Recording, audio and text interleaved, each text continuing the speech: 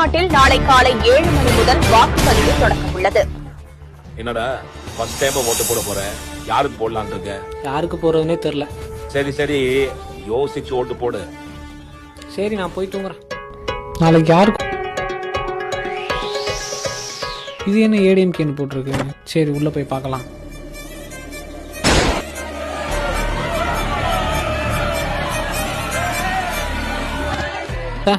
இவனுங்களை நம்பி ஓட்டு போட்டா நாட்டையே அடமானம் வச்சுருவானு போல இருக்கே. சரி, டிவி கேக்குள்ளேயாவது போய் பார்க்கலாம்.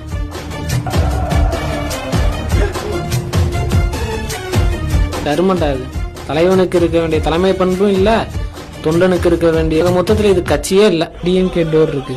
சரி, உள்ள போய் பார்க்கலாம்.